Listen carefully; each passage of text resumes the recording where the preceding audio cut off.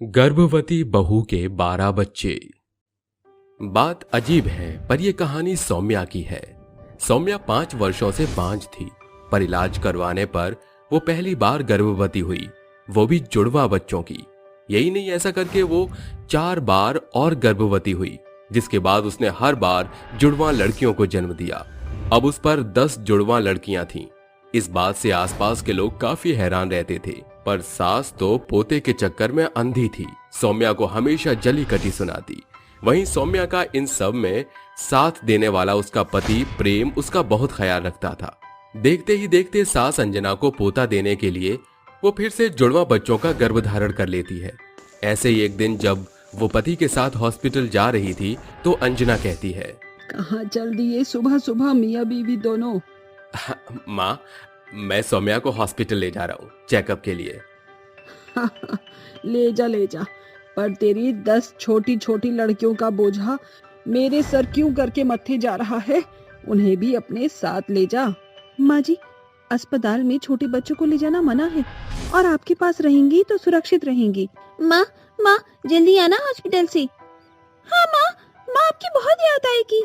अरे बेटा, मम्मी को मैं जल्दी ले आऊंगा, तुम अपनी छोटी बहनों का ध्यान रखना। हाँ, और हाँ, कीर्ति को दूध बिस्किट खिला देना, फिर सो जाएगी वो। जी माँ पापा। एक पोता नहीं दिया गया मुझे, लेकिन यहाँ पर क्रिकेट टीम बना ली है, वो भी लड़कियों की। पहले बांझ थी, अब गर्भवती हुई है तो लड़कियां ही दिए जा रही है। ए सौम्या, अपने सामने ये जहरीला कड़वा घूंट तो पी ही रही हूँ। तेरी 10 लड़कियों का, अगर अब की बार तूने लड़के को जन्म नहीं दिया तो मुझसे बुरा कोई नहीं होगा। माँ, आप ऐसा क्यों कह रही हैं? आप जानती हैं ना। तू बीच में मत बोल। तेरी जगह अभी तक कोई और होता तो अपनी बीवी को मार डालता, पर तू अपनी 10 लड़कियों को और इस मनहूस को घर में पाल रहा है। तुझे क्या पता पोते को देखने के लिए मेरी आंखें कितनी तरस रही हैं, और तेरी इन लड़कियों को देखकर मेरी आंखें कितनी जलती हैं। माँ जी, ये कहीं और से तो आई है नहीं, आपका ही खून है। आप ऐसा कैसे कह सकती हैं? ये सब जो भी हो रहा है, मैं जितनी बार भी गर्भवती हुई हूँ आपकी वजह से हुई हूँ, और अब भी मैं आपकी वजह से ही गर्भवती हूँ, ताकि आपको पोते का सुख दे सकूं, वरना मैं ये बार बार नहीं करती। आपको क्या पता कितना जोखिम उठाया है मैंने इस बार गर्भ धारण करने के लिए। डॉक्टर तो मेरे जीने की उम्मीद छोड़ चुका है, लेकिन ये सब फिर भी मैं आपके लिए कर रही हूँ, और वैसे भी ये सब भगवान के हाथों में होता है। जा प्रेम बेटे, इसे अस्पताल ले जा, मुझे एहसान दिखाने की जरूरत नहीं है। अपनी माँ की बात सुनकर प्रेम सौम्या को हॉस्पिटल ले जाता है, जहाँ उसका अच्छे से चेकअप होता है और बच्चा स्वस्थ होता है। तभी वहाँ से आते वक्त सौम्या कहती है, प्रेम जी, अब मुझसे और चला नहीं जाता, बस जल्दी से 8वां महीना भी गुजर जाए। सौम्या, सब अच्छे से हो जाएगा, तुम चिंता मत करो। इस बार हमें लड़का तो हो जाएगा ना, वरना माँ जी मेरे बच्चों के साथ पता नहीं क्या करेंगी। सौम्या देखो, जो हो रहा है वो तो होगा ही, बाकी उसके बाद अब हम माता पिता नहीं बनेंगे। माँ जी को अपने इन्हीं बच्चों को स्वीकार करना होगा। मैं तुम्हारी जान अब जोखिम में नहीं डाल सकता हूँ। हर बार जुड़वा बच्चे करना कोई आसान बात नहीं है।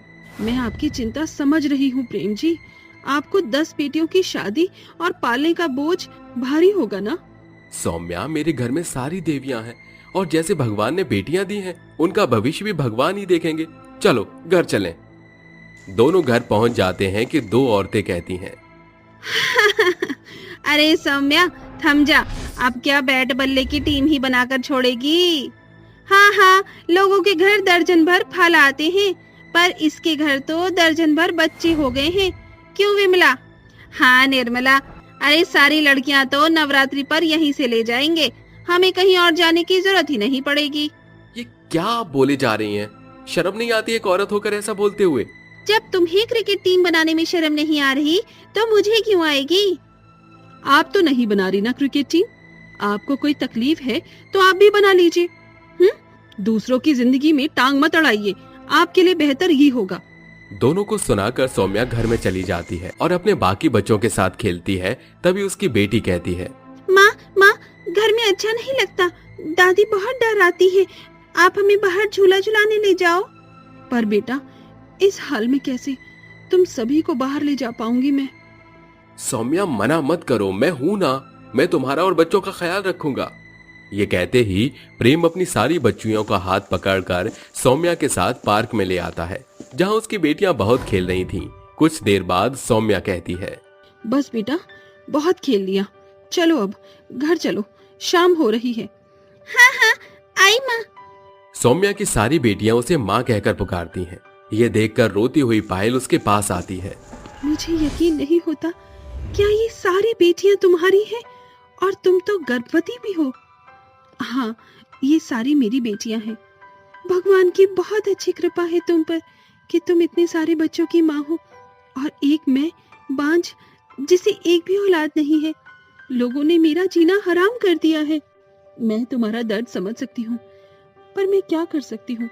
मुझे कहना तो नहीं चाहिए, पर फिर भी तुम्हारे आगे अपनी झोली फैलाकर कहती हूँ कि मुझे अपना बच्चा दे दो, ताकि मैं भी माँ बनने का सुख पा सकूं। ये क्या बोल रही हो तुम? मैं तुम्हें अपना बच्चा नहीं दे सकती। देखिए ना प्रेम जी, ये कुछ भी।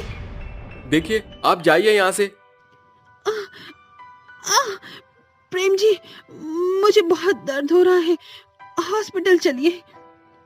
हे भगवान, अब बच्चों और तुम्हें कैसे देखूं मैं? आप चिंता मत कीजिए, मैं ऑटो करा देती हूँ, उसमें सारे बच्चे आ जाएंगे, और एक ऑटो में आप इनको हॉस्पिटल ले जाइए, मैं वहीं बच्चों को ले आती हूँ। जी शुक्रिया। इस तरह पायल की मदद से सौम्या हॉस्पिटल पहुंच जाती है और डिलीवरी में उसे फिर से जुड़वा बेटियां होती हैं। इस बात को सुनकर सौम्या और प्रेम का दिल टूट जाता है। फिर पायल कहती है, सौम्या जी, आप ठीक तो है ना? मुझे माफ कर दीजिए जो मैंने आपसे कहा था। कोई बात नहीं, वो मैंने बेटे की सोचकर कहा था, बेटा हुआ ही नहीं। आपको मेरे बच्चे चाहिए थे ना? आज से मेरी दोनों जुड़वा बेटियां मैं आपको सौंपती हूँ, आप ही उनकी माँ हैं। क्या सच में? जी बिल्कुल, शायद इसीलिए भगवान ने आपको मुझसे मिलवाया। आपका बहुत बहुत शुक्रिया। ये बोलकर पायल दोनों बच्चियों को गोद में उठा लेती है और पायल अपनी 10 बेटियों को लेकर घर आ जाती है, जहां अंजना अपने होने वाले पोते के बारे में पूछती है। माँ, इस बार भी हमें जुड़वा बेटियां हुई हैं। ये सुनते ही अंजना को सदमा लग जाता है, जिससे वो चल बसती है। माँ, माँ, माँ। माँ जी, मुझे माफ कर दीजिए, मैं आपको एक सुख नहीं दे पाई। बेटे की आस में सौम्या 12 जुड़वा लड़कियों को जन्म देती है, पर अंजना को पोते का सुख नहीं मिलता। वक्त बीतता है। एक दिन मंदिर के सहारे एक बूढ़े माँ बाप रो रहे थे। उन्हें बच्चे की कमी खल रही थी। तभी किंजल सिंजल दोनों बहनें उनके आंसू पोंछती हैं। ये देखकर प्रेम और सौम्या के भी आंसू आते हैं। वो बूढ़े माँ बाप दोनों बच्चियों के साथ खेल रहे थे। उनकी बात सुनकर सौम्या और प्रेम अपनी बेटी से कहते हैं, बेटा, वो दोनों तुम दोनों के साथ बहुत खुश हैं, तुम्हें भी उनके साथ अच्छा लगा ना? हाँ पापा, बहुत बेसहारा है वो। तो क्या तुम उनका सहारा बनकर उनके साथ रहोगी? पर मम्मी, पापा आपको छोड़कर कैसे रहेंगे? तुम्हारा जब भी मन करे अपने माता पिता के पास आ जाना, कम से कम इनसे उनका तो मन लग जाएगा ना। दादी, हम दोनों उनके साथ रहेंगे। इस तरह सौम्या और प्रेम अपने दिल पर पत्थर रखकर अपनी दोनों बड़ी बेटियों को उन बूढ़े माँ बाप के हाथों सौंप देते हैं। कुछ वर्षों बाद एक सामूहिक विवाह में प्रेम सौम्या अपने 12 लड़कियों की शादी करा देते हैं। पतंग बनाने वाली सास बहू की सफलता। सज्जनपुर गांव में रहने वाली कल्याणी अपने बेटे जगत और बहू अर्चना के साथ रहा करती थी। एक दौर था जब पूरे गांव में उनके घर के अमीरी के चर्चे हुआ करते थे, मगर माँ बेटे के फूहड़पन के चलते माला माली कंगाली में बदलने लगी। हालत बद से बदतर होने लगे और घर की दुर्दशा देखकर अर्चना कहती है, रसोई घर एकदम ओझा हो चुका है। ना सासू माँ को फर्क पड़ रहा है, ना इन्हें। अब घर का दाना पानी चलाने के लिए मुझे ही घर से बाहर कदम निकालना पड़ेगा। घनघोर गरीबी और भूखमरी देखकर अर्चना काम की तलाश में निकल पड़ती है। अन्नपूर्णा माँ की दया से उसको एक ढाबे पर काम मिल जाता है। उस रोज से ही वो वहां काम में संलग्न हो जाती है। देर शाम जब वो घर लौट रही होती है तो ढाबे का मालिक मंटू कहता है, अरे सुनो अर्चना बहन, अरे ढाबा बंद करने का समय हो गया है। अगर तुम्हें इस खाने की जरूरत हो तो घर ले जाओ।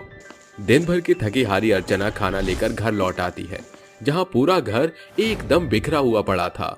एक ओर उसकी काम चोर सास कल्याणी तो दूसरी ओर उसका आलसी पति जगत आराम से पसरे हुए थे। अरे ये क्या हालत मचा रखी है आप दोनों ने। ऐसा लग रहा है जैसे ये घर नहीं बल्कि भंगार हो। बहू आ गई तो बड़ी जोरों की भूख लगी है, ला दे क्या लाई है खाने को। अरे भूख के मारे मेरे भी पेट में कबड्डी मच रही है। दोनों माँ बेटे अकेले ही सारा खाना हजम कर जाते हैं, जिसके चलते 2 रोज की भूखी अर्चना पानी पीकर पेट भर लेती है। गुजरते समय के साथ अर्चना की परेशानियां और ज्यादा बढ़ने लगती हैं। एक दिन जब वो देर रात ढाबे का काम खत्म करके घर आती है तो घर का बिखराव देख बौखला कर कहती है, आप दोनों माँ बेटी एकदम आलस की मूरत बन चुके हैं। मैं भी इंसान हूँ, कितना करूंगी और कब तक करूंगी। एक मुंह से कहते हैं आप लोग कि बहू के कदम घर में शोभा देते हैं। पिछले 6 महीने से मैं आप दोनों का पेट भरने के लिए ढाबे पर खट रही हूँ, मगर मेरी किसी बात से भी आप दोनों के कान पर जू तक नहीं रेंगती। अर्चना की कटाक्ष बोली का उसके पति जगत पर तो कोई असर नहीं होता, मगर उसके साफ शब्द कल्याणी को शर्म से पानी पानी कर जाते हैं। वो पछताते हुए कहती है, सारी गलती मेरी ही है। अगर शुरू से मैं आलसी न होती तो जगत भी आज कामकाजी होता, मगर अब मैं अपनी गलती सुधारूंगी।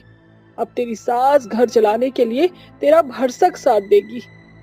अब सास बहू साथ मिलकर ढाबे पर काम करने लगती हैं। अभी 2 ही दिन हुए थे कि कुछ सरकारी मुलाजिम मंटू का ढाबा बंद करवा देते हैं।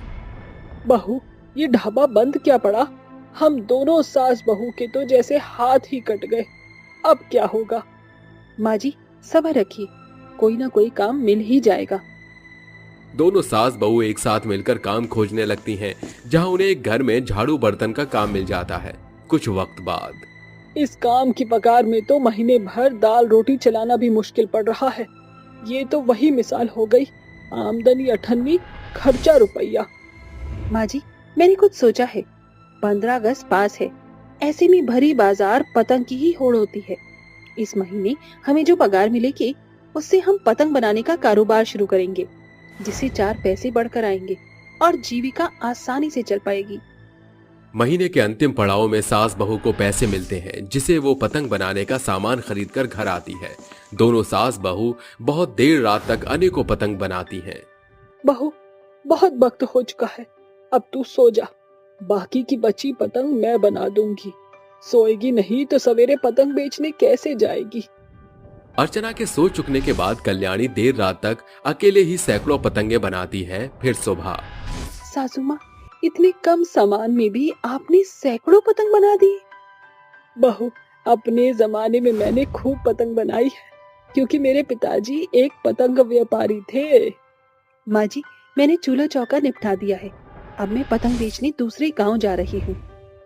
अर्चना सारी पतंग को लेकर उन्हें बेचने निकल पड़ती है। पतंग ले लो, लाल हरे नीले पीले पतंग, इंद्रधनुष के रंग के पतंग ले लो। पतंग देखकर गांव के कुछ बच्चे झुंड में आके खड़े हो जाते हैं। चिंकू नाम का एक बच्चा कहता है, अरे पतंग वाली, मुझे वो पीली पतंग चाहिए, ये लो पैसे। अर्चना दिन भर गांव-गांव में पतंग बेचकर सांझ होते ही बाजार निकल पड़ती है। वो एक नुक्कड़ पर अपनी पतंग को लिए खड़ी हो जाती है। तभी एक दुकानदार जो बड़े तबके का पतंग व्यापारी था उसके पास आकर कहता है, सुनो, कैसे बेच रही हो ये रंग बिरंगी पतंग? आपको मेरी पतंगों की क्या जरूरत, आप तो खुद एक बड़े पतंग व्यापारी हैं। मगर तुम्हारी पतंग बड़ी ही चटकदार और लुभावनी है। अब के ग्राहक ऐसे ही पतंग की मांग करते हैं। कहो ये सभी पतंग कितने की बेचोगी? वैसे तो एक पतंग पूरी 10 रुपए की पड़ेगी, मगर आपको 12 पतंग 100 की दिए देती हूँ, जो कि आप मेरी सभी पतंग खरीद रहे हैं, इसीलिए थोक रेट में है। पतंग व्यापारी मनोहर उसकी सारी पतंग खरीद लेता है। खुश मन से घर वो लौट आती है। माँ जी हमारी बनाई सारी पतंग पल भर में ही बिक जाती है, कल से हमको और ज्यादा पतंग बनानी होगी। हर एक दिन के साथ सास बहू की बनाई पतंग परवान चढ़ती जा रही थी। बाजार में उनके पतंग की चहल पहल मची हुई थी। माँ जी ये देखिए, पिछले 2 दिन में ही हम दोनों सास बहू ने 5000 से भी ऊपर की पतंग बेच दी। उन पतंग को बनाने में हमारी लागत केवल 500 थी, यानी कि हमको 4500 का मुनाफा हुआ है। 1 से भले 2 और 2 से भले 3। कितना भला होता कि ये कमबख्त भी पतंग बनाने में हमारा हाथ बटाता। माँ जी मेरे पास एक तरकीब है जिससे ये खुद रास्ते पर आ जाएंगे। दोनों सास बहू को आपस में खुसर पुसर करता देख जगत कहता है, अरे ये आप दोनों कान में क्या फूसाफूसी कर रही हो? हिम्मत है तो मैदान में बोलो। मैं जानता हूं कि आप दोनों के बीच मेरे ही चर्चे चल रहे हैं। दोनों मिलकर जगत को घर से खदेड़ते हुए कहती हैं, आज दिन भर बाहर रहेगा तो तुझे तारे नजर आएंगे। कुछ ही पल में भूख से झुंझलाता जगत कहता है, अरे माँ अब तो भीतर आने दो, तुम्हारे इस जगत को दिन भर में ही जगत दिखाई पड़ गया। अरे वादा करता हूँ पूरे 15 अगस्त तक पतंग बनवाऊंगा। बहू, जी माँ जी। सुबह का भूला शाम को घर लौट आए तो उसे क्या नहीं कहते? उसे भूला नहीं कहते हैं माँ जी। इस तरह अब तीनों एक साथ मिलकर दिन भर में ज्यादा तादाद में पतंग बनाते हैं। माँ जी, बाकी दिन हम सास बहू दिन रात मिलाकर भी 100 पतंग ही बना पाते थे, मगर आज पूरी 500 पतंग बनाया है हमने। बहू, अब तुम दोनों साथ मिलकर इन्हें बेच आओ। इतने में मैं रात का खाना निपटाकर फुर्सत पा लूंगी। दोनों दंपति एक साथ 500 पतंग लेकर बाजार के सभी दुकानों पर उन्हें बेच आते हैं। हर एक दिन के साथ पतंग से होने वाली उनकी कमाई परवान चढ़ने लगती है, जिससे उन्हें छप्पर के पुराने घर से भी निजात मिल जाती है। माँ जी, आज पतंग से हमारी किस्मत परवान पर है। कल तक हमारे पास पेट भरने जितना पैसा भी नहीं था, मगर आज पतंग की बिक्री से हासिल हुए पैसे से हमने आलीशान घर खड़ा कर लिया। हाँ बहू, और अब हर एक गांव से लेकर बाजार तक हम सास बहू की बनाई पतंग में भारी पहचान भी हासिल कर ली है। अरे मुझे तो सबसे ज्यादा खुशी इस बात की है माँ कि इस बार 15 अगस्त के दिन हम भी छत की मुंडेर पर खड़े होकर पतंग उड़ा पाएंगे। पहले हमारे पास छप्पर था, मगर अब छत है केवल इस पतंग की कमाई से। इस तरह हर एक वर्ष सास बहू मिलकर 15 अगस्त की खातिर सैकड़ों हजारों पतंग बनाकर उन्हें बेचकर बड़ी तादाद में कमाई करती हैं, जिसके बाद वो पतंग का बड़ा सा कारखाना खोल लेते हैं। बहू की विशाल पतंग। बलिहार गांव में रहने वाली सुनंदा का बेटा था रौनक। पति की आकस्मिक मृत्यु के बाद से सुनंदा ने जी तोड़ मेहनत करके बेटे को अकेले ही पाला पोसा था। तकरीबन 2 साल पहले शहर पढ़ने गया रौनक आज लौटने को था। पूरे 2 बरस बाद आज मेरा लाल मेरे घर लौटने को है। सुनंदा बेटे की पसंद का खान पान बनाकर दरवाजे पर खड़ी उसकी बाट जो रही थी। तभी उसे कुछ दूरी पर से रौनक आता हुआ दिखाई पड़ता है, मगर रौनक अकेला नहीं था, उसके संग आई थी श्रद्धा। सुनंदा बेटे की सूरत देखकर चहक उठती है। कितना कमजोर हो गया है मेरा बेटा, शहर में खाने को नहीं मिलता है क्या? चल आजा भीतर, चल पूरे हफ्ते भर घर चलाने जितना पैसा फूंक कर तेरी मनपसंद का पकवान बनाया है। माँ की बेरुखी देख रौनक के कदम मानो वहीं ठहर जाते हैं। वो हिचकते हुए कहता है, माँ इनसे मिलो। अरे कौन है ये शहरी लड़की? माँ ये मेरी बीवी और तुम्हारी बहू श्रद्धा है। ये सुनकर मानो सुनंदा के कदमों तले जमीन खिसक जाती है। उसके गुस्से का लावा फूट पड़ता है। नामुराद, इस दिन के लिए लोगों के घर बर्तन मांजकर तुझे पढ़ने शहर भेजा था ताकि तू प्रेम प्रसंग रचाए। बेटे के ब्याह को लेकर कितने अरमान होते हैं माँ के, सब खाक में मिला दिए। अरे सुनंदा, भले बहू शहर की है, मगर ये तो देख, पहनावे उड़ावे का सही ढंग लिहाज है बहू को। हाँ सुनंदा, अब खसियाकर कोनो लाभ नहीं। अरे अब खड़ी क्या है, भीतर चल। हास्य का पात्र बनना पसंद नहीं मुझे। आ जाते हैं मुफ्त की दलीलें देने। श्रद्धा पूरे घर की बागडोर को बखूबी संभाल लेती है। कुछ बरस रौनक गांव में ही रहकर कामकाज करता है, जिस बीच श्रद्धा 2 बेटियों की मां बन जाती है। फिर एक रोज रौनक को शहर से काम के लिए संदेश आता है, जिसके सिलसिले में वो शहर लौट रहा होता है, मगर ट्रेन हादसे में उसकी जान चली जाती है। ये खबर लिए निर्मला सुनंदा के पास आती है। अरे श्रद्धा बहू, सुनंदा बहन, गजब हो गया। अरे धरती फट गई या आसमान फूट पड़ा, क्या हुआ है निर्मला? अभी अभी समाचार में सुनने को आया है कि रौनक जिस ट्रेन में सवार था उसके साथ भारी दुर्घटना हुई, जिसमें सवार यात्री ने जान गंवा दी। उसमें रौनक का नाम भी शुमार था। पति को खो देने की खबर से श्रद्धा स्तब्ध रह जाती है। 10 दिन गुजर जाते हैं। घर की अवस्था बद से बदतर हो जाती है। ऐसे में सास के ताने श्रद्धा की मुश्किल को और ज्यादा बढ़ा रहे थे। मिल गई तेरे कलेजे को ठंडक। मुझे बूढ़ी के बुढ़ापे का सहारा तो छीन लिया, अब क्या मेरी सांसें छीनकर सुख चैन पड़ेगा? एक दाना नहीं, भूख से बिलबिला रही हूँ, कुछ खाने को देगी? माँ जी, भंडार घर में एक दाना भी नहीं बचा, ऊपर से बनिए की दुकान का बकाया भी चुकता नहीं हुआ। मैं क्या करूं? करमजली, तू बस अपनी इन 2 बेटियों के संग जाकर डूब मर, ताकि बोझ कम हो। सास की जली कटी बातें सुनकर श्रद्धा बिलक बिलक कर रोते हुए कहती है, ये मंगलसूत्र मेरे किसी काम का नहीं, मगर इसे बेचकर मैं कोई काम शुरू कर सकती हूँ। 15 अगस्त भी पास है, क्यों ना मैं पतंग बनाकर बेचूं। मंगलसूत्र का मोल लगाकर श्रद्धा उन पैसे से पतंग बनाने का सामान और एक वक्त का राशन लेकर घर लौटती है और चूल्हे पर खाना चढ़ाकर साथ में पतंग बनाना शुरू करती है। तभी उनकी नन्ही बेटी पूजा और पिंकी कहती है, माँ, आप ये पतंग क्यों बना रही हैं? माँ, क्या ये सभी पतंग रंग बिरंगी हम उड़ाएंगे? नहीं बच्चों, इन पतंग को बनाकर बाजार में बेचेंगे। हम भी पतंग बनाने में आपकी मदद करेंगे। श्रद्धा की दोनों बेटियां सयानों की भांति पतंग बनाने में उसका हाथ बटाने लगती है। अगली भोर श्रद्धा उन पतंग को गांव बाजार में घूम घूम कर देर सांझ थकी मांदी घर लौट कर आती है, जहां सुनंदा तानों की बौछार करती कहती है, आ गई महारानी, कितनी पतंग बेची? माँ जी, आज पहला दिन था, ज्यादा पतंग की बिक्री नहीं हुई। झूठी बदजात, साफ शब्दों में क्यों नहीं कहती कि पतंग बेचने की आड़ में देर सांझ तक रंगरलियां मना रही थी? माँ जी, ये आप मुझ पर कैसा लांछन लगा रही है? हर एक रोज सुनंदा कसाई सास के जैसे अपनी बहू पर तानों की ताड़ना बरसाया करती।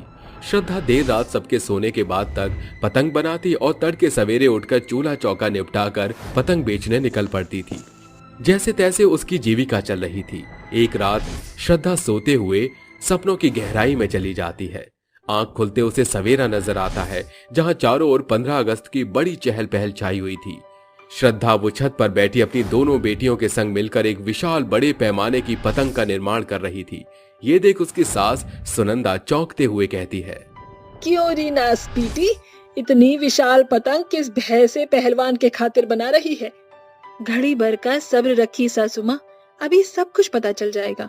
विशाल पतंग के बनकर पूरा होते ही श्रद्धा अपनी दोनों बेटियों के संग मिलकर अपनी सास के दोनों हाथ विशाल पतंग में बांधकर कहती है, पूजा, पिंकी, जल्दी से इस विशाल पतंग को दोनों ओर से पकड़ लो और मेरे ढील देते ही पतंग छोड़ दो। चलिए माँ जी, आज आपको इस विशाल पतंग के संग स्वर्ग की सैर कराती हूँ। ये सुनकर सुनंदा की सांसें तेज गति के साथ दौड़ने लगती हैं और वो कहती है, अरे नहीं बहू, तेरी सास को स्वर्ग सिधारने की इतनी भी जल्दी नहीं। अरे अभी तो मैंने दुनिया भी नहीं देखी है। अरे मेरी प्यारी पोतियों, मुझे इस विशाल पतंग से छुड़ाओ। दादी माँ, आप इस विशाल पतंग में फब रही हैं। क्यों री सुनंदा, आसमान की सैर करके कैसा लग रहा है? अरे बहू, क्यों अपनी बूढ़ी सास की सांसें निकालने पर तुली है? अरे माँ जी, आसमान की सैर करना सबके भाग्य में नहीं होता। अभी तो इस विशाल पतंग को परवान चढ़ना है। मैं भली तरह जानती हूँ कि तुम मुझसे बाकी दिनों का बदला निकाल रही हो। दादी को इस विशाल पतंग के साथ उड़ता हुआ देखकर मुझे एक जबरदस्त गाना याद आ गया। तो फिर गाओ। उड़ी उड़ी जाए, दादी पतंग में बंधी उड़ी उड़ी जाए। दीदी भैया, अनिल जी, इस पतंग को ढील दो। नहीं नहीं बहू, गलती से भी पतंग को ढील मत दियो। अब तेरी इस मसलूब सास की सांस तेरे हाथ में इस चरखी में कैद है। श्रद्धा अपनी सास को विशाल पतंग में आसमान में उड़ाने लगती है। पूरा गांव अपनी छतों पर, मचान इत्यादि पर चढ़कर सुनंदा पर हंस रहा था। तभी निर्मला तेज स्वर से विशाल पतंग के बीच बंधी उड़ रही सुनंदा से कहती है। सुनंदा को पतंग में बंधा देख पूरा गांव हंसी ठिठोली कर रहा होता है। तभी किशोर कहता है, अरे श्रद्धा बहू, हम तो कहते हैं कि ससुरी सुनंदा के सास ये विशाल पतंग के डोर के साथ काट डाल। अरे नहीं नहीं बहू, माना कि तेरा नाम श्रद्धा है, लेकिन इसका मतलब ये नहीं कि तू अपनी सास को ही इस विशाल पतंग के साथ सदा के खातिर श्रद्धांजलि अर्पित कर दे। श्रद्धा गुस्से में विशाल पतंग के बीच बंधी सास को हवा में इधर उधर लहराती है कि एकाएक एक दूसरी पतंग श्रद्धा की विशाल पतंग को काट देती है, जिसके साथ सुनंदा अर्श से फर्श पर आ गिरती है। कि एकाएक श्रद्धा का सपना टूट जाता है। वो पूरी तरह पसीने से तरबतर होती है। शुक्र है, सब कुछ एक सपना था। उसी पल रोते हुए श्रद्धा अपनी सास के पास आकर उसके पांव पर सिर रखती है कि सुनंदा जाग जाती है। अरे क्या हुआ? तू इतनी डरी सहमी हुई क्यों लग रही है? वो रोते हुए अपनी सास को विशाल पतंग का सारा वृतांत कह सुनाती है। माँ जी, मुझे माफ कर दीजिए। मैंने जो आपके संग सपने में किया वो मैंने कभी सपने में भी नहीं सोचा था। श्रद्धा का खुद के लिए प्रेम भाव देखकर सुनंदा पिघलते हुए पछतावा जाहिर करते हुए कहती है, अरे बहू, माफी तो मुझे मांगनी चाहिए। मैंने तुझे कितना सताया। शहर की होकर भी तूने खुद को मेरे खातिर हर एक सांचे में ढाला। दोनों सास बहू सभी गिले शिकवे भूलकर 15 अगस्त के दिन नई शुरुआत करती हैं और नए सिरे से साथ मिलकर पतंग बनाने लगती हैं, जिसके साथ सास बहू की जीवनी आसान हो जाती है। गरीब बुढ़िया और लॉटरी। नाथुपुर गांव में शांति नाम की भिखारन रोड पर भूख की वजह से पड़े हुए। वो कभी इधर बैठ रही थी तो कभी उधर बैठ रही होती है। शांति रोते हुए खुद से बोलती है, हे भगवान, मेरी हालत इतनी खराब है कि मैं अपने लिए कुछ नहीं कर पा रही हूँ। शांति खुद से बात कर ही रही होती है कि तभी उसको वहाँ पर कुछ दोस्त दिखते हैं। वो लोग बर्गर खाकर कूड़े में फेंक देते हैं। शांति भागते हुए कूड़ेदान की तरफ जाती है और कूड़ेदान में से बर्गर उठाकर खाने लगती है। जब वो बर्गर खा रही थी तब वो उस बर्गर को देखते हुए बोलती है, काश आज मेरा बेटा जिंदा होता और मेरे रिश्तेदारों ने मेरे साथ धोखेबाजी ना की होती तो आज मेरा भी घर होता और मुझे इस तरह कूड़े में से उठाकर ना खाना पड़ रहा होता। ऐसे ही दिन बीतने लगे और अब शांति भूख से दर दर रोड पर भटकने लगी।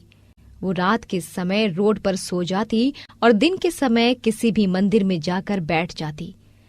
अगर उसे कोई कुछ खाने को दे देता तो वो खा लेती और जिस दिन उसको कोई कुछ खाने को ना देता तो वो कूड़ेदान में से खाने के लिए ढूंढने लगती। इस तरह शांति के दिन दर्द भरे बीतने लगे। मुझे तो बहुत ज्यादा भूख लग रही है। क्यों ना मैं किसी से खाने के लिए कुछ मांग लूं। क्या पता कोई मुझ पर तरस दिखाकर कुछ दे दे। इतना कहकर शांति मंदिर की तरफ चल देती है और वहां से आने वाले हर व्यक्ति से कहती है, बाबूजी, बाबूजी, मुझे कुछ खाने के लिए दे दीजिए। मैं पिछले 4 दिन से भूखी हूँ। तुम भिखारिनों का कोई और काम नहीं होता है क्या? जब देखो मुंह उठाकर हमारे पास भीख मांगने के लिए आ जाते हो। और तुम तो अभी अच्छी खासी हो, तो फिर तुम यहाँ पर भीख क्यों मांग रही हो? तुम तो कोई भी काम करके अपना गुजारा चला सकती हो। बेटा, मैं तो बहुत ही ज्यादा बूढ़ी हूँ, मैं क्या काम करूंगी। मेरी पत्नी प्रेग्नेंट है, तुम उनकी देखभाल कर लिया करना। इसके बदले में तुम्हें कुछ पैसे भी दे दिया करूंगा मैं, जिसे तुम 2 वक्त की रोटी खा सकोगी। इतना कहकर आदमी शांति को अपने घर ले जाता है। जब वो घर पर जाता है तब उसके घर पर उस आदमी की पत्नी मीनाक्षी बोलती है, अरे देव, ये बूढ़ी अम्मा कौन है? ये मुझे रोड पर भीख मांगते हुए दिखी। मैंने सोचा इसके पास 2 वक्त की रोटी खाने को भी पैसे नहीं है। तुम यहाँ प्रेग्नेंट हो, तुमसे कोई भी काम नहीं होता है, कम से कम ये औरत तुम्हारा ध्यान तो रखेगी। इसके बदले हम इसको इतने पैसे दे देंगे कि ये अपने 2 वक्त की रोटी खा सके। बेटा, तेरा नाम देव है क्या? हाँ माँ जी, मेरा नाम देव है और आज से आप मेरी बीवी का अच्छे से ख्याल रखोगी। अगर उसे कोई भी प्रॉब्लम हुई तो फिर देख लेना आप। इतना कहकर देव वहां से चले जाता है और अब शांति मीनाक्षी की देखभाल करने लगती है। वो घर का सारा काम करती है और साथ ही साथ वो मीनाक्षी का भी ख्याल रखने लगी। ऐसे ही दिन बीतने लगे। एक दिन शांति की तबीयत खराब हो जाती है, लेकिन शांति ना तो देव से बोलती है और ना ही मीनाक्षी को कुछ बोलती है। शाम को जब देव अपने ऑफिस से घर आता है तो वो अपनी पत्नी को बोलता है, हाँ मीनाक्षी, चलो आज मैं तुम्हें बाहर डिनर पर ले चलता हूँ। अच्छा ठीक है, लेकिन मैं शांताबाई को घर का ख्याल रखने के लिए बोल देती हूँ। इतना कहकर मीनाक्षी शांति को आवाज लगाने लगती है, अरे शांति अम्मा, मैं देव के साथ बाहर डिनर के लिए जा रही हूँ। आप मेरे घर का ख्याल रख लेना, मुझे रात को आते आते देर हो सकती है। हाँ, ठीक है बेटा। देव और मीनाक्षी वहां से चले जाते हैं। उन दोनों के जाने के बाद शांति घर में सो जाती है और जब रात के 12 बजते हैं तब मीनाक्षी के घर में कुछ चोर आते हैं और उसके घर को लूट कर चले जाते हैं। रात के 2 बज चुके थे। मीनाक्षी और देव घर पर आते हैं तो ये देखकर कि उनके घर में चोरी हो गई है, देव चिल्लाते हुए शांति को बुलाता है। शांति, शांति, तूने मेरे घर में चोरी करवा दी। शांति दौड़ते हुए देव के सामने आती है और देव से बोलती है, बेटा, मेरी तो तबीयत खराब हो रखी थी, इसीलिए मैं सो गई थी। मुझे कुछ पता नहीं चला ये कैसे क्या हो गया। अरे तो तेरे को घर में छोड़ा किस लिए था? इसलिए कि तू आराम फरमाए। निकल जा मेरे घर से। पर देव, वो तो बूढ़ी औरत है, उनसे गलती हो गई, उन्हें माफ कर दो। तुम चुप रहो। तुमने इस बुढ़िया को सिर पे चढ़ा रखा है। अरे मैं तो सोच रहा था कि इसको 2 वक्त की रोटी के पैसे दे दूंगा, लेकिन ये तो सांप निकली। मेरे ही घर का दूध पीकर मुझे ही डसने चली थी। बेटा, मेरी तबीयत खराब थी, इस वजह से मुझसे गलती हो गई है, लेकिन तुम मुझे ऐसा मत बोलो। भले ही तुम मुझे मेरे पैसे मत दो, लेकिन मुझ पर ऐसे गंदे इल्जाम मत लगाओ बेटा। तुम यहाँ से खुद निकलोगी या मैं तुम्हें धक्के मारकर निकालूं? और रही तुम्हारे पैसों की बात, तो ये अपने पैसे ले और निकल जाओ यहां मेरे घर से। बेचारी शांति कुछ पैसों को लेकर वहां से रोते हुए चली गई। शांति उन पैसों को देखते हुए खुद से बोलती है, मेरे पास इतने से ही पैसे हैं, मैं इन पैसों का कोई अच्छा उपयोग कर लेती हूँ। मैं किसी जंगल में जाकर एक छोटा सा घर बनाकर उसमें बर्तन ले आती हूँ, जिसके बाद मैं उसमें खाना बनाकर खा लूंगी। ज्यादा दिन नहीं तो कुछ दिन मेरा गुजारा हो ही जाएगा। ठीक है। ये सोचकर शांति जंगल की तरफ निकल जाती है और जंगल से कुछ लकड़ियां काटकर वो अपने लिए एक झोपड़ी बना लेती है। अगली सुबह शांति अपने घर के लिए कुछ बर्तन जैसे पतीला, प्लेट, चाय का बर्तन, ग्लास लेकर आती है। साथ ही साथ अपने लिए थोड़े खाने के लिए राशन भी ले आती है, जिसके बाद अब केवल उसके पास 10 रुपए ही बचे थे। हे भगवान, अब तो मेरे पास सिर्फ 10 रुपए बचे हैं। मैं इन 10 रुपए का क्या खरीदूं? शांति सोचते हुए खुद से बोलती है कि तभी उसे एक दुकान की तरफ से आवाज आती है, लॉटरी ले लो।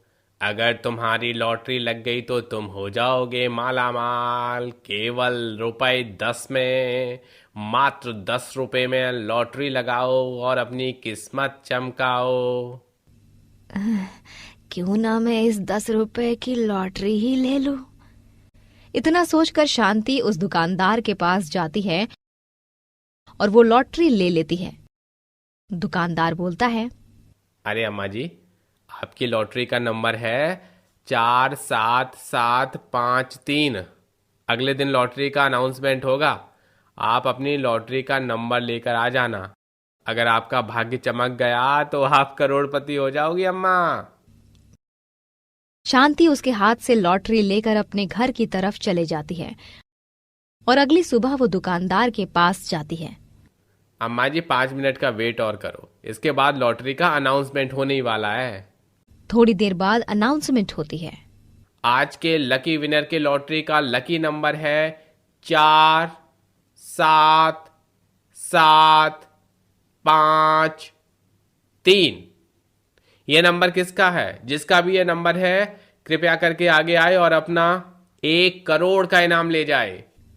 ये सुनकर शांति के चेहरे पर मुस्कुराहट आती है और वो अपना लकी नंबर लेकर आगे की तरफ जाती है। दुकानदार उसको पैसे देते हुए बोलता है, आपकी तो किस्मत चमक गई अम्मा जी। आज से आप अपने बारे में ही सोचना। दुकानदार की ये बात सुनकर शांति उसके हाथ से पैसे लेती है और घर पर चली जाती है और खुद से बोलती है, मेरे पास इतने पैसे हो गए हैं कि मैं इन पैसों को कहाँ रखूं, ये मुझे समझ नहीं आ रहा है। ऐसा करती हूँ कि मैं इन पैसों को कहीं रख देती हूँ। इतना सोचकर शांति कभी अपने बर्तनों में तो दूसरी तरफ बोरे में पैसा भरना शुरू कर देती है। उसके बाद भी शांति के पास अब इतने सारे पैसे हो गए थे कि उसको अपने पैसों को रखने के लिए सोचना पड़ रहा था। ये देखकर उसकी आंखों में आंसू भी आ जाते हैं और अपनी आंखों में आंसू लिए वो बोलती है, भगवान ने मुझ पर दया की तो इतनी ज्यादा कर दी कि मेरी आंखों से आंसू रुक नहीं रहे। मैं इन पैसों से अब अच्छा सा घर खरीद लूंगी। इतना सोचकर शांति ने एक बहुत ही बड़ा और अच्छा सा घर खरीद लिया। इसके बाद वो अपने पास बैंक बैलेंस रखने लग गई। अब वो इतनी अमीर हो चुकी थी कि उसका एक बहुत ही बड़ा घर बन चुका था। सिवाय शांति के उस घर में कोई नहीं था। मैं इतने पैसों का क्या करूंगी? ऐसा करती हूँ कि मैं एक बच्चा गोद ले लेती हूँ, क्योंकि मेरे मरने के बाद कम से कम इस घर को संभाल तो लेगा। इतना सोचकर शांति अनाथ आश्रम जाती है और वहां से एक बच्चे को गोद लेकर आती है और उसका अच्छे से ख्याल रखने लगती है। अब शांति उस छोटे से बच्चे के साथ खुशी से वहीं रहने लगती है। सीतापुर के एक छोटे से गांव में एक राधा नाम की गर्भवती औरत अपने पति माधव के साथ रहती थी। माधव बहुत ही गरीब था और मजदूरी करके अपने घर को चलाया करता था। वहीं दूसरी तरफ राधा अभी गर्भवती थी, जिस वजह से वो घर में ही रहा करती थी। राधा गर्भवती होने से पहले माधव के साथ मजदूरी का काम किया करती थी, जिससे वो दोनों मिलकर एक साथ घर चलाया करते थे। लेकिन अब माधव अकेला ही घर चलाता था और उसी के पैसे से 2 वक्त की रोटी खाया करते थे। एक दिन सुबह माधव राधा से कहता है, अरे राधा, क्या कर रही हो? मुझे काम के लिए देर हो रही है, जल्दी से खाना लेकर आओ। खाना खाकर मैं निकल जाऊंगा। आज तुमने खाना बनाने में इतनी देरी कैसे कर दी? तभी राधा एक प्लेट में केवल सफेद चावल लेकर आती है और हरी मिर्ची के साथ माधव को दे देती है। तभी माधव राधा से कहता है, अरे ये क्या, केवल सफेद चावल, सब्जी नहीं बनाई? दरअसल घर में राशन खत्म हो गया है, कुछ बनाने के लिए था ही नहीं, इसीलिए मैंने जल्दी जल्दी में ये सफेद चावल बना लिए। आप अभी इन्हें खा लीजिए और रात को आते समय राशन ले आइएगा। क्या करे राधा, मेरे अकेले के कमाने से घर ठीक से नहीं चल पा रहा। ऊपर से हमारी कोई अच्छी नौकरी भी नहीं है। वैसे तुमने खाना खाया कि नहीं? हाँ जी, मैं खाना खा चुकी हूँ। आप खा लीजिए। आप पूरे दिन काम करोगे, आपका खाना खाना बहुत जरूरी है। माधव थाली के चावल खाने लगता है, जिसके बाद वो थाली में आधे चावल छोड़ देता है और राधा से कहता है, मैं जानता हूँ कि तुम मेरी पत्नी हो, खुद भूखी रह सकती हो, लेकिन पति का पेट पहले भरोगी। और मैं ये भी जानता हूँ कि अब तुम्हारे लिए चावल नहीं बचे हैं। ये लो, आधे चावल मैंने खा लिए हैं, आधे तुम खा लो।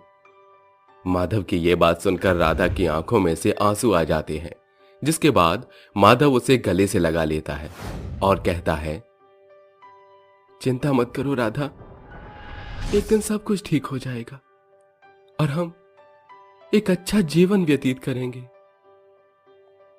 राधा को हौसला देकर माधव मजदूरी का काम करने चला जाता है।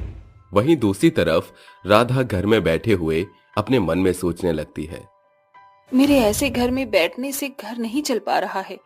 मैं आज ही गांव में जाकर लोगों के घर काम ढूंढूंगी। ये सोचकर राधा काम ढूंढने के लिए निकल जाती है, लेकिन पूरे दिन काम ढूंढने के बाद भी उसे कोई भी अपने घर में काम नहीं देता, क्योंकि राधा गर्भवती थी और उसका आखिरी महीना चल रहा था। राधा रात के समय वापस अपने घर लौट रही होती है, तभी अचानक उसके पेट में दर्द होना शुरू हो जाता है, जिसके बाद वो दर्द के मारे फुटपाथ पर ही लेट जाती है। कोई मेरी मदद करो, मुझे बहुत दर्द हो रहा है। हे भगवान, ये कैसी दुनिया है।